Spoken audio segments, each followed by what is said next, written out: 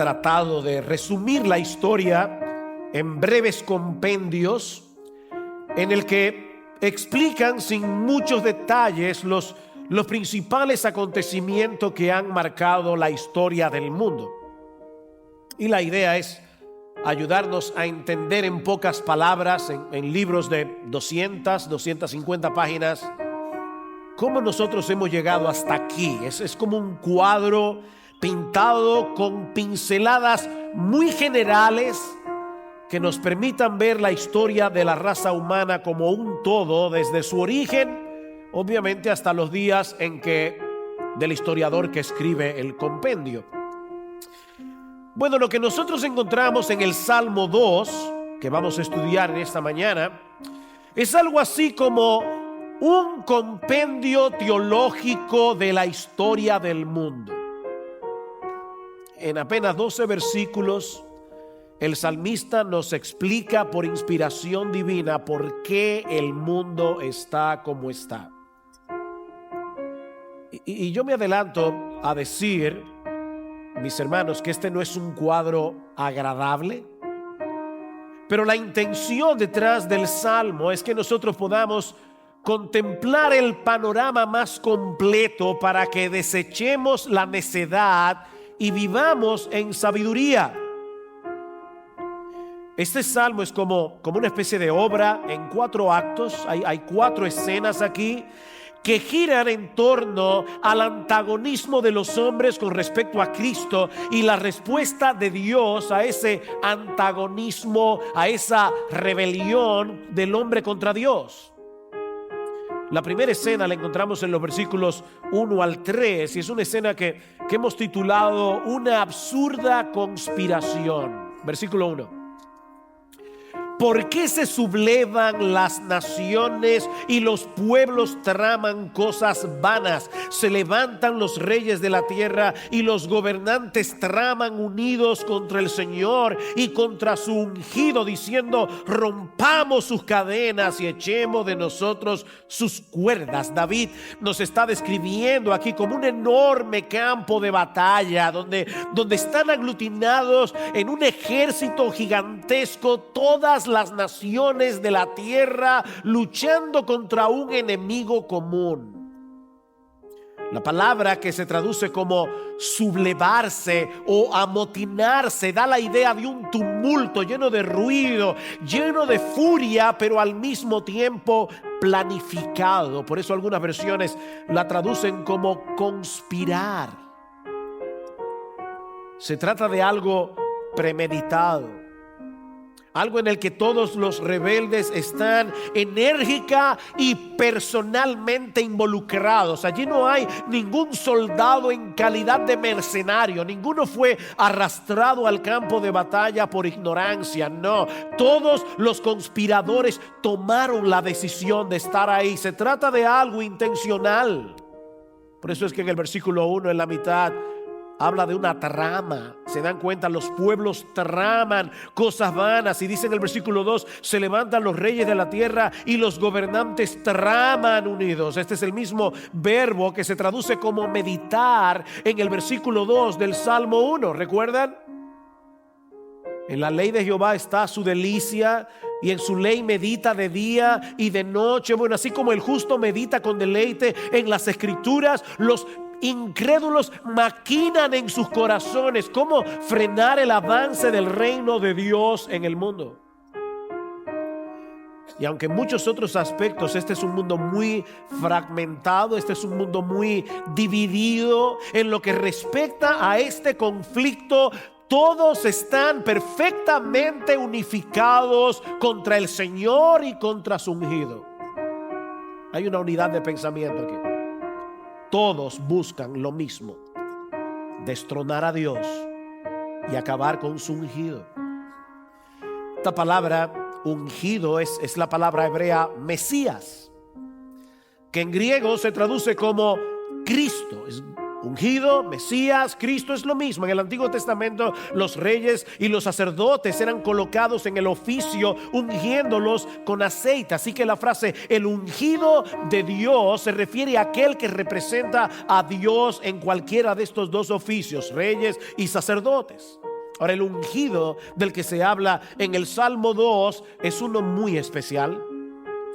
No solo por el hecho de que en él se conjugan estos dos oficios al mismo tiempo, y eso nunca ocurrió en el Antiguo Testamento. Los reyes venían de la tribu de Judá, los sacerdotes venían de la tribu de Leví, así que era imposible que un mismo hombre fuera rey y fuera sacerdote a la vez. Pero también este Mesías, este Cristo, no es otro que el mismo Hijo de Dios, como dice el versículo 7 y el versículo 12 de este Salmo. Este Mesías, este Cristo, este ungido es el Hijo, y Él es el objeto de este aborrecimiento universal. Mis hermanos, piensen en eso. Cristo, nuestro Señor, al que nosotros estuvimos alabando hace un momento, es el objeto del aborrecimiento universal de Dios, del hombre contra Dios. Y yo imagino a alguien sentado aquí diciendo: bueno, pastor, pero yo no soy cristiano, pero tampoco aborrezco a Cristo. Es que el hecho de que tú no seas cristiano es un aborrecimiento al Mesías, porque con Cristo no hay términos medios. El que no es conmigo está contra mí. El que conmigo no recoge desparrama. No hay un término medio aquí. Como decía hace un momento, los hombres difieren en muchísimas cosas, pero en lo que respecta al rechazo de Dios y de su Cristo, todos tienen una misma mente, todos tienen un mismo corazón. Pensemos por un momento en la sociedad judía del primer siglo. Esa es una sociedad muy dividida. Estaban los fariseos, estaban los saduceos, estaban los herodianos, tres facciones rivales que se repelían mutuamente. Y luego estaban los judíos y estaban los gentiles, cada uno por su lado. Pero todos se pusieron de acuerdo para quitar a Jesús de en medio. Y es interesante notar que los discípulos, los cristianos del primer siglo, veían este fenómeno como el cumplimiento de la enseñanza del Salmo 2. Cuando Pedro y Juan le contaron a la iglesia cómo ellos fueron amenazados para que no continuaran predicando el evangelio, Lucas nos dice en el capítulo 4 del libro de los Hechos que los discípulos alzaron unánimes la voz a Dios y dijeron: soberano Señor, tú eres el Dios que hiciste el cielo y la tierra y el mar y todo lo que en ellos hay, que por boca de David dijiste. Y ahora van a citar el Salmo 2: ¿por qué se amotinan las gentes y los pueblos piensan cosas vanas? Se reunieron los reyes de la tierra y los príncipes se juntaron en uno contra el Señor y contra su Cristo. Y ahora escuchen la interpretación: porque verdaderamente se unieron en esta ciudad contra tu santo Hijo Jesús, a quien ungiste. Estos cristianos del primer siglo no tenían ninguna duda que el ungido del Salmo 2 es ese Jesús que nació en un establo en Belén. Se unieron, dice, Herodes y Poncio Pilato, que eran enemigos. Eran enemigos hasta que en ese momento se unieron contra Jesús con los gentiles y el pueblo de Israel, dos razas que mantenían una hostilidad constante para hacer cuanto tu mano y tu consejo habían antes determinado que sucediera. Ellos encontraron una causa común: declararle la guerra al Dios del cielo, borrar por completo la memoria de su Hijo. Mis hermanos, a través de los siglos ese ha sido el punto de contacto en que convergen todas las ideologías del mundo incrédulo, todas las filosofías, todas las religiones de factura humana, incluso muchas hipótesis y teorías científicas. Algunas personas hablan del hecho de la evolución. Es un hecho la evolución. Yo me acuerdo cuando yo no era creyente y me hablaron por primera vez del evangelio, y yo decía: pero entonces tú no crees en la evolución. Es un hecho la evolución. No es un hecho la evolución. De hecho, ni siquiera es una teoría, es una hipótesis, porque no puede ser probada, no puede ser comprobada en un laboratorio. ¿Y qué es lo que hay detrás de esa teoría? Quitar al Dios creador de en medio, buscar una explicación de la creación que no tome en cuenta a Dios. Alguien decía, comentando el Salmo 2, que la clave para cada aspecto de la historia humana, el móvil principal que mueve tanto al senador en los pasillos del gobierno como a la prostituta en la calle, es exactamente el mismo: el aborrecimiento de Dios y de su Mesías. Es aquello, dice él, que tienen en común el hombre de negocios de Wall Street y el drogadicto sin hogar, la fuerza motivadora que comparten el maestro de una escuela china, la guerrilla marxista en el África y un atleta norteamericano. Todos ellos aborrecen al Dios vivo y verdadero y son estimulados por la pasión de destruir al Mesías.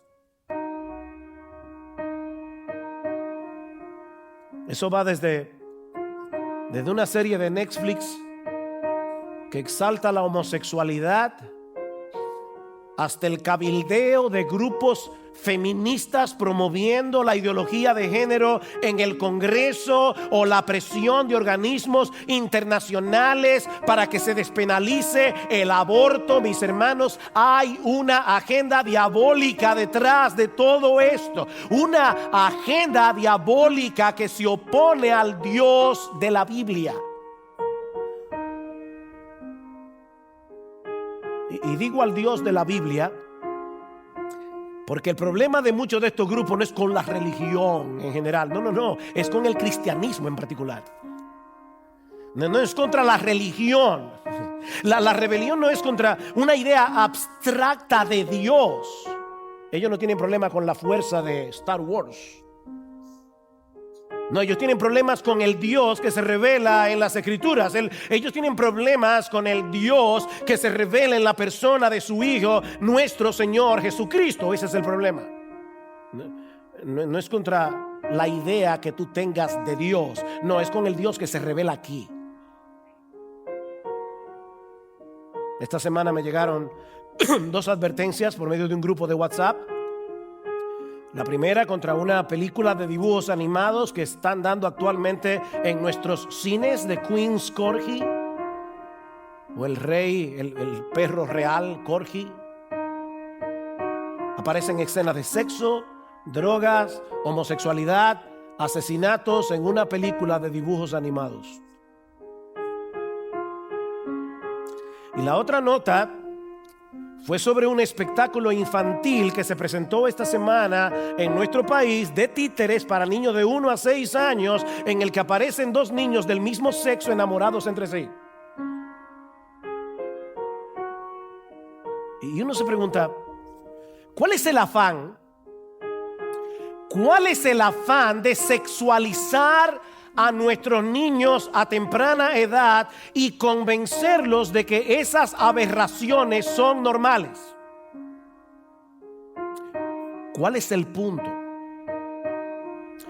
Bueno, aparte de la depravación humana, la respuesta está en el Salmo 2. Como Dios dice que eso está mal, como el Dios de la Biblia dice que eso está mal, ellos dicen que está bien.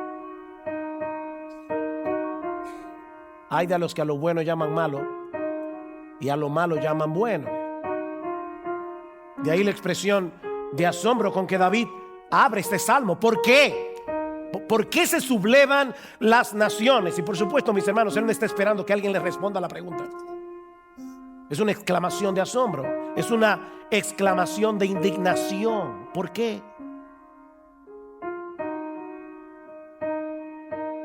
¿Qué locura tan grande? Declararle la guerra al Dios del cielo y a su Cristo. Ese es un pensamiento vano. Algunos traducen esta expresión: ¿por qué algunos planifican fracasos? Esto es un pensamiento vano. Eso no tiene sentido, porque esta es una guerra que el hombre jamás podrá ganar. Ahora, mis hermanos, ¿cuál es el problema del hombre con Dios? ¿Cuál es el mal que Dios le ha hecho a la humanidad para que el hombre quiera destronarlo? Bueno, la clave está en el versículo 3. Se levantan los reyes de la tierra, los gobernantes traman unidos contra el Señor y contra su ungido, diciendo: Ahí está el punto. Rompamos sus cadenas y echemos de nosotros sus cuerdas. Ahí está la esencia del problema del hombre. El hombre resiente profundamente el hecho de que Dios sea Dios. Él no soporta la idea de tener que deponer su autonomía y someterse a la autoridad del Dios del cielo. Rompamos sus cadenas y echemos de nosotros sus cuerdas. ¿Ven cómo el hombre percibe la autoridad de Dios? Como cadenas que nos esclavizan. Es como una distorsión de la realidad, porque es el pecado lo que esclaviza al hombre. Pero el hombre se percibe dentro de la cárcel en que se encuentra, dentro de la cárcel de su pecado, dentro de la cárcel de su egoísmo, dentro de la cárcel de su orgullo. El hombre se percibe a sí mismo como un ser libre.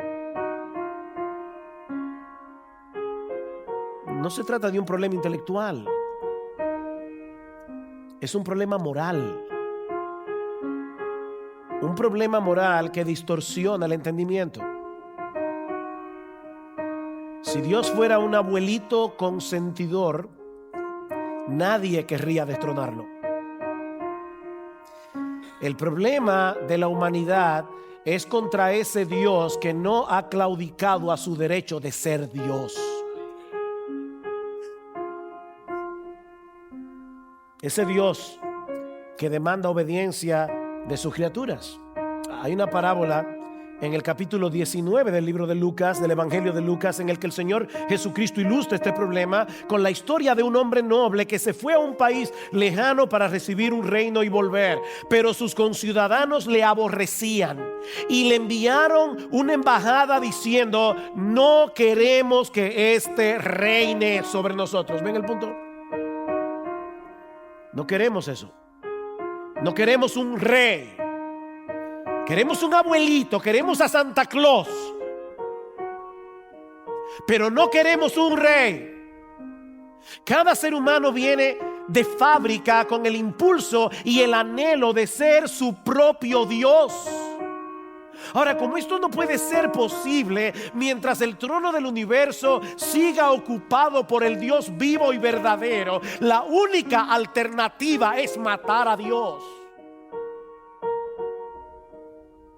Decía un puritano que el pecado es un intento de deicidio, es un intento de matar a Dios, quitarlo del medio.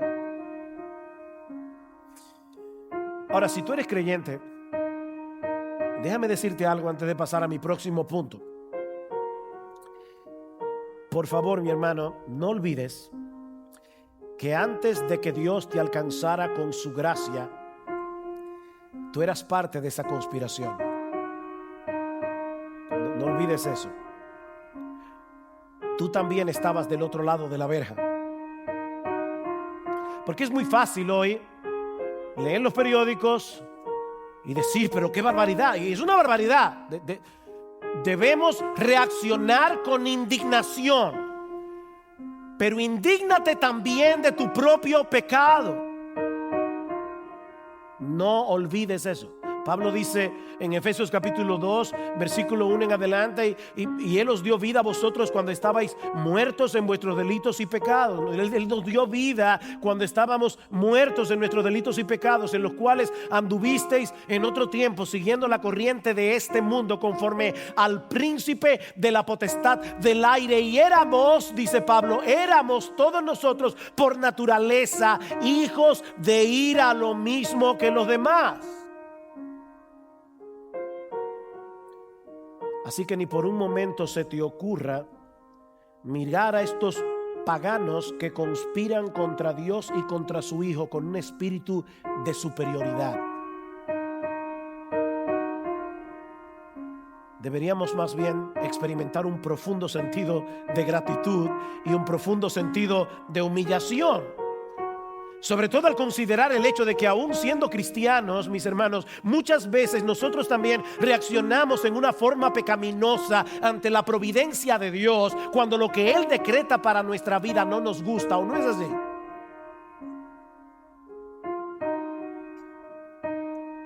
Sí, debemos sentir indignación por las cosas que pasan a nuestro alrededor, pero debe ser una indignación mezclada con lágrimas.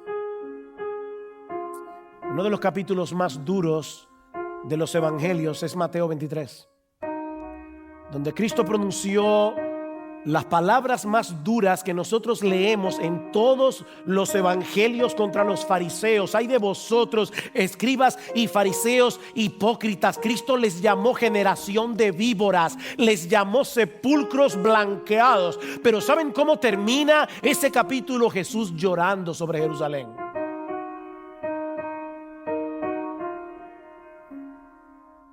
Cuidado, hermanos, cuidado.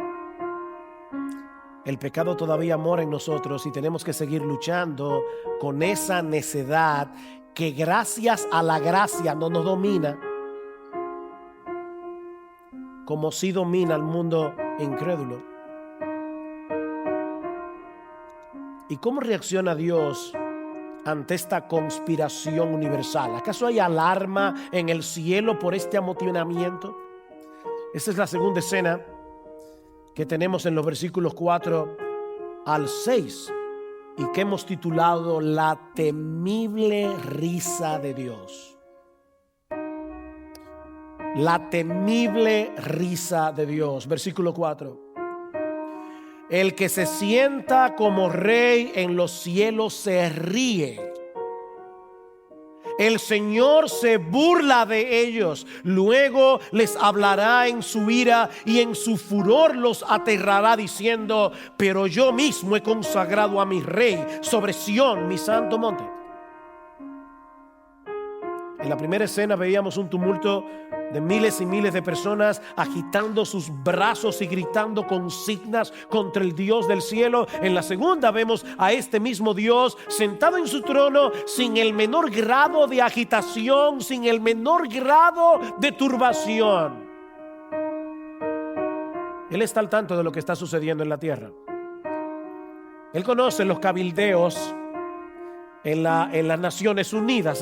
Él conoce los cabildeos en muchos círculos de Estado. Él sabe lo que está pasando. Él conoce perfectamente lo que hay en el corazón humano. Déjame ponerlo de otra manera. Él conoce perfectamente lo que hay en tu corazón.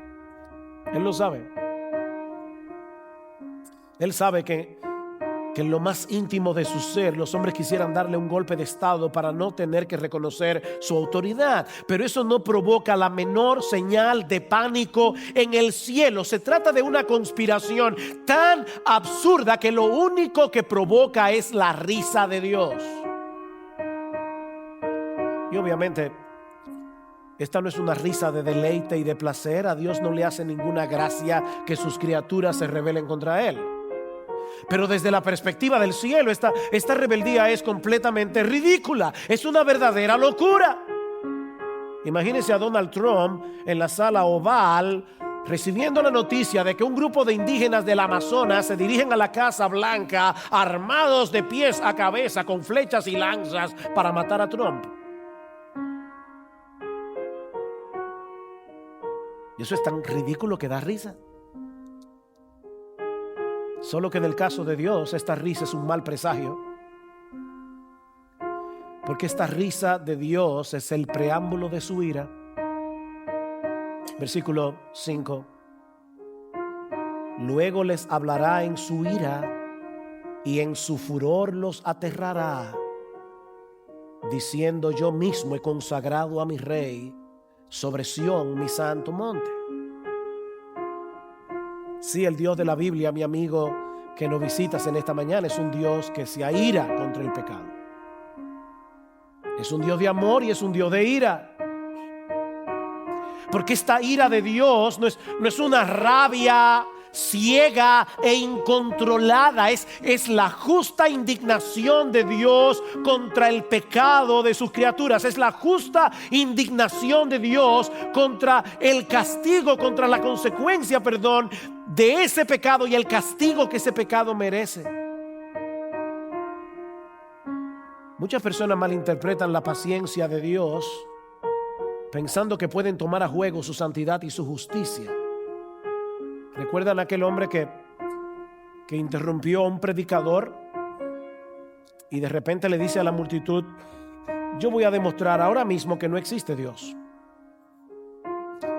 Yo le voy a dar 5 minutos a Dios para que me quite la vida. Aquí delante de todos. Si Él existe, que lo demuestre. Toma su reloj. 5 minutos. Dios, si tú estás ahí, quítame la vida. Termina los 5 minutos y nada pasa.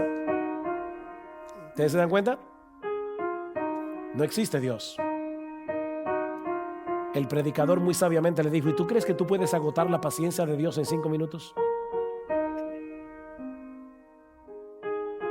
Mira, mi amigo, déjame decirte algo. El hecho de que Dios no castiga inmediatamente el pecado del hombre, eso no quiere decir que el hombre puede burlar la justicia de Dios. Sí, nuestro Dios es paciente, dice Pedro, no queriendo que ninguno perezca, sino que todos procedan al arrepentimiento. Pero esa paciencia de Dios, mi amigo, tiene un límite, y ese límite solo lo conoce Dios. Y cuando ese límite ya es traspasado, ya no queda más esperanza para el pecador. Solo una horrenda expectación de juicio en el infierno por los siglos de los siglos. Y yo veo al hombre en su arrogancia. ¿Y cómo puede ser? Este tono, ¿cómo puede ser que exista un Dios que envía a sus criaturas al infierno? Decía C.S. Lewis que al final de cuentas solo hay 2 tipos de personas: los que le dicen a Dios: Señor, hágase tu voluntad, y aquellos que al final de la historia Dios les va a decir: ahora que se haga tu voluntad. ¿Quisiste mantenerme lo más lejos posible? ¿Quisiste alejarte lo más posible de ese Dios de gracia, de ese Dios de bondad, de ese Dios que envió a su Hijo, a su propio Hijo, a morir por nuestros pecados en una cruz, y tú desechaste ese Dios? ¿Quisiste mantener a raya a ese Dios? ¿Quisiste mantener lejos de tu vida a ese Dios? Al final de los días, Dios te va a decir que se haga tu voluntad, y estarás separado de ese Dios de toda bondad por los siglos de los siglos. Esto es serio. Esto es serio. Es de eso que se trata el infierno. Es el hombre recibiendo las consecuencias de su deseo de mantener lejos de sí al Dios de toda gracia. Dice Pablo en Romanos 2: ¿tú menosprecias las riquezas de su benignidad, paciencia y longanimidad, ignorando que su benignidad te guía al arrepentimiento? Pero por tu dureza y por tu corazón no arrepentido atesoras para ti mismo ira para el día de la ira. Es como un dique de ira, hay un muro de contención, la gracia de Dios que todavía está disponible para ti, y ese muro de contención está frenando el avance de ese torrente de ira que viene sobre ti. Estás atesorando ira para el día de la ira y de la revelación del justo juicio de Dios, el cual pagará a cada uno conforme a sus obras. Mi amigo, el día vendrá cuando ese dique de contención será quitado, y toda la ira de un Dios justo contra el cual has pecado desde que naciste hasta que te mueras va a caer sobre ti.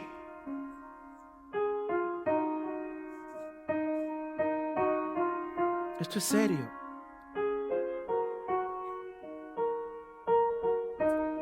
Este es el tipo de texto que uno se pregunta: Señor, ¿cómo puede ser predicado un texto así?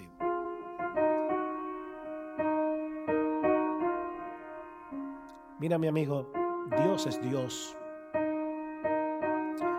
y al final de cuentas Él va a hacer lo que Él quiere hacer. Él llevará a cabo lo que se ha propuesto. Y Dios ha decidido que su Hijo, nuestro bendito Señor y Salvador Jesucristo se ha sentado en un trono sobre todo el universo, sobre todo lo creado, como Rey de reyes y Señor de señores. Versículo 6, pero yo mismo, dice Dios, yo mismo he consagrado a mi Rey sobre Sión, mi santo monte. Nuestro Dios no es un presidente democrático. Él no necesita el consenso de sus criaturas para tomar sus decisiones. No existe una cámara de representantes que pueda vetar los decretos de Dios. Y en el ejercicio pleno de su soberanía, Él constituyó a Jesucristo, nuestro Señor y Salvador, como Rey de reyes y como Señor de señores. La humanidad entera puede oponerse a esa decisión, pero eso no cambia la realidad de que este Jesús, dice Pedro en su sermón en Pentecostés, este Jesús a quien vosotros crucificasteis, Dios ha hecho Señor y Cristo. Ustedes lo crucificaron. Miren la ironía divina. ¿Por qué Dios se ríe? Ustedes lo crucificaron para quitarlo del medio. Pero ¿saben qué? Esa cruz fue el instrumento que Dios usó para entronarlo. A este Jesús que vosotros crucificasteis, el Dios del cielo que había decretado hacerle Señor y Cristo, ese Dios lo entronó. Ese fue el día de su coronación. Fue por medio de la muerte de Cristo que Él obtuvo la más grande victoria que un general jamás ha obtenido en ninguna guerra a lo largo de la historia humana. Pablo nos dice en Filipenses capítulo 2 que nuestro Señor Jesucristo, siendo en forma de Dios, no estimó el ser igual a Dios como cosa que aferrarse, sino que se despojó a sí mismo, tomando forma de siervo, hecho semejante a los hombres, y en esa condición murió, y muerte de cruz. Pero ese texto no termina allí.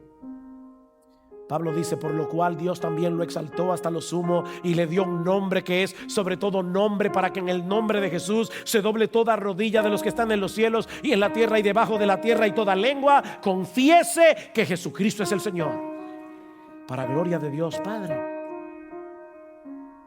Así que no importa qué tan alto levanten su voz los conspiradores en los medios de comunicación, en las universidades, en el Congreso, en las Naciones Unidas, nuestro Dios está sentado en su trono llevando a cumplimiento su plan soberano. Nuestro Dios es Dios, y Él ha decretado que nuestro Señor Jesucristo reine con autoridad absoluta por los siglos de los siglos. Y eso nos lleva a nuestra tercera escena, que hemos titulado un decreto irrevocable emitido en la corte celestial. Versículo 7: ciertamente anunciaré el decreto del Señor que me dijo: mi hijo eres tú, yo te he engendrado hoy. Pídeme y te daré como herencia tuya las naciones y como posesión tuya los confines de la tierra. Tú los quebrantarás con vara de hierro, los desmenuzarás como vaso de alfarero. En el versículo 6 habla Dios el Padre: yo he consagrado a mi Rey. Ahora en el versículo 7 habla el Hijo en su calidad de Mesías, y nos da a conocer el decreto que fue emitido en la corte celestial el día de su coronación. Ciertamente anunciaré el decreto del Señor que me dijo: mi hijo eres tú, yo te he engendrado hoy. Y yo sé que esa frase puede sonar un tanto extraña. ¿En qué sentido fue engendrado el Mesías? Si la Biblia enseña claramente que Jesucristo es la segunda persona de la Trinidad encarnada que ha existido desde siempre, ¿cómo dice aquí que Él fue engendrado? Bueno, gracias al Señor que nosotros tenemos el mejor comentario de la Biblia en las manos. ¿Saben cuál es? La Biblia. Así que no tenemos que ponernos a especular, porque la Biblia misma interpreta esta frase. Una de las promesas que Dios le hizo al rey David es que siempre habrá un hijo suyo que se sentaría en el trono de Israel, y en una forma especial, única y particular, ese rey, ese hijo de David, iba a ser adoptado como el Hijo de Dios. Dice en 2 de Samuel capítulo 7 versículo 14: yo le seré a él padre y él me será a mí hijo. Ahora, todos sabemos que el cumplimiento de esta promesa apunta en una forma especial al Mesías, a nuestro Señor Jesucristo.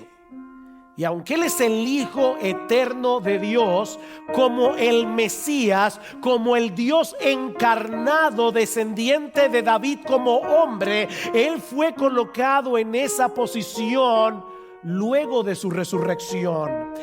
Es por eso que Pablo, predicando la palabra en una sinagoga en Antioquía de Pisidia, en Hechos capítulo 13, dice: y nosotros, le dice a los judíos, os anunciamos la buena nueva de que la promesa hecha a los padres, Dios la ha cumplido a nuestros hijos al resucitar a Jesús, como también está escrito en el Salmo 2: hijo mío eres tú, yo te he engendrado hoy. Ese es el cumplimiento del Salmo. Esa es la correcta interpretación de este pasaje. Jesucristo, el eterno Hijo de Dios, nunca tuvo principio y nunca tendrá fin. Pero como el Mesías descendiente de David, como el Mesías prometido que se hizo hombre para morir en una cruz, dice Pablo en Romanos 1:4 que Él fue declarado Hijo de Dios con poder por la resurrección de entre los muertos. ¿Ven el punto?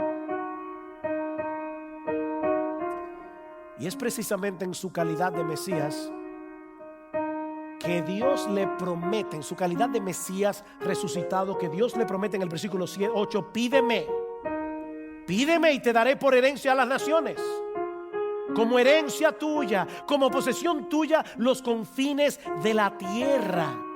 Mis hermanos, ¿no escuchamos aquí el eco de las palabras de Jesús en la gran comisión? Id y haced discípulos a todas las naciones. ¿Se dan cuenta? El Dios que ha decretado el triunfo final del reino del Mesías: pídeme y yo te daré. Eso no es una opción, eso no es una sugerencia, eso no es una posibilidad. Pídeme y yo te daré por herencia a las naciones. Hasta dominicanos van a estar ahí, gente de todo pueblo, tribu, lengua, nación. Pídeme y yo te daré por herencia las naciones. Pero el Dios que ha decretado darle a Cristo por herencia a las naciones también ha decretado los medios a través de los cuales esas naciones vendrán a Cristo. ¿Cuáles son los medios? La oración, pídeme, y la predicación del evangelio. Vayan y hagan discípulos de todas las naciones. Así que los hombres conspiran rabiosamente contra el reinado de Cristo en el mundo, pero lo que Dios está diciendo en el Salmo 2 es que esa conspiración es inútil. Es inútil porque el Cristo le dijo: Padre, dame ahora por herencia las naciones que tú me prometiste. Sí, hijo mío, voy a enviar al Espíritu Santo para que cuando los cristianos prediquen el evangelio, prediquen en el poder de su Espíritu, y aquellos que ahora son tus enemigos, pero que fueron escogidos por mí desde antes de la fundación del mundo para que sean tus hijos, van a venir a ti en arrepentimiento y fe. Tu pueblo se te ofrecerá voluntariamente en el día de tu poder, dice en el Salmo 110. Hay un pueblo aquí reunido porque Dios el Padre está cumpliendo lo que le prometió a Dios el Hijo. Él le pidió dominicanos. Señor, yo quiero dominicanos en ese reino. Y ahí estaban tú y yo. Estábamos ahí en ese reino prometido por Dios el Padre. Muchos han creído, muchos seguirán creyendo, porque las puertas del Hades no pueden prevalecer contra la iglesia. El reino de Cristo va a continuar expandiéndose a través de la predicación, a través de la oración, hasta que todos sus enemigos se han puesto por estrado de sus pies. Unos por medio del arrepentimiento, otros cuando sean subyugados a la fuerza y sean arrojados para siempre en las llamas del infierno. Tú los quebrantarás con vara de hierro, los desmenuzarás como vaso de alfarero. No hay opción. Todos seremos puestos por estrado de sus pies. Unos de una manera y otros de otra. Los que ahora rechazan su misericordia, los que ahora rechazan su gracia, tendrán que encontrarse con Él frente a frente como juez. De ahí la invitación de Dios con la que concluye este salmo, una escena que yo he titulado Un llamado de gracia y de compasión. Versículo 10: Ahora pues, oh reyes, mostrad discernimiento. Piensen con cordura. Recibid amonestación, oh jueces de la tierra. Adorad al Señor con reverencia. Alegraos con temblor. Honrad al Hijo, para que no se enoje y perezcáis en el camino, pues puede inflamarse de repente su ira. Cuán bienaventurados son todos los que en Él se refugian. Estas palabras van dirigidas a los que están en autoridad, reyes, jueces, pero solo como representantes de todos aquellos que se han sumado voluntariamente a esta gran conspiración. Y como no hay forma de que puedan tener éxito en esta empresa alocada y absurda, el salmista los llama a pensar con sensatez. Y mi amigo, lo único sensato que tú puedes hacer es deponer tu rebeldía y someterte humildemente a la autoridad de Dios, sometiéndote a la autoridad de su Hijo. Honrad al Hijo. La palabra hebrea ahí es besad al Hijo. Besen al Hijo. Esta es una declaración de sumisión obediente y amante al mismo tiempo. ¿Se dan cuenta? No se trata únicamente de doblar tus rodillas delante del Hijo, es doblar tu corazón delante de Él. Besen al Hijo. Es una sumisión de corazón al reconocer la gloria, la bondad, la belleza, la hermosura de ese rey. Es que no hay otro rey como Jesús. Ven y sométete voluntariamente. Levanta tu bandera blanca de rendición, porque no hay un rey como Él.